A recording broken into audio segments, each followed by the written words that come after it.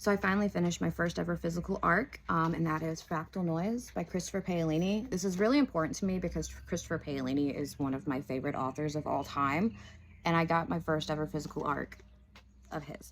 So that made me extremely happy. So Fractal Noise is technically a prequel to Sleep in a Sea of Stars, which is the space opera that Paolini wrote back in 2020. It takes place 23 years before To Sleep in a Sea of Stars. We follow our main character, Alex, who is dealing with this really deep grief after losing his wife. So he decides to sign up for this expedition to Talos 7. It's just one of those crews that goes to study a planet before they terraform and prepare it for human habitation. On that ship, they discover an anomaly on Talos 7. It's this 50-kilometer pit, and they have no idea how it got there or anything about it. So they decide, okay, we're going to send a few people down to go to it. I really appreciate Paolini's talent with navigating really complex emotions because we deal with grief, depression, very much a rage, all these different emotions all within this short little book.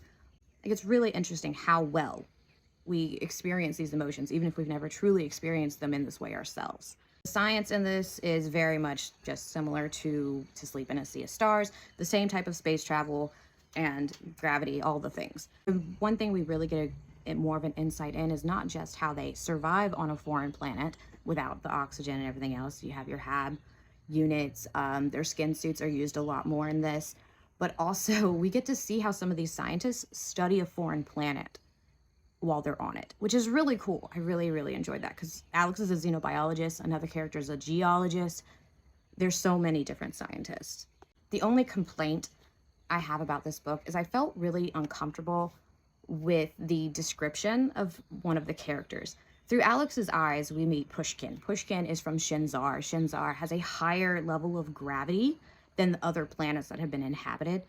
The people of Shinzar tend to be larger. They're bigger, they're taller, they're larger, they're fatter, which is not a bad thing. But throughout this book, Alex continually compares Pushkin with these like animalistic descriptors, which kind of made me uncomfortable. And if that was the goal that Paolini was trying to reach, like, I get it, I got those feelings, but I feel like some of the descriptors weren't really needed.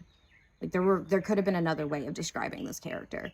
Pushkin is technically Russian, but we don't find that out till further in the book. He speaks in a lot of broken English due to English not being his first language, but I feel like we should have been informed that he was Russian far sooner in the book because it was really hard to figure it out. I rated this 4 stars though. This is an arc, so I'm kind of hopeful that maybe some changes are possibly made when it comes to these descriptors, but you never know.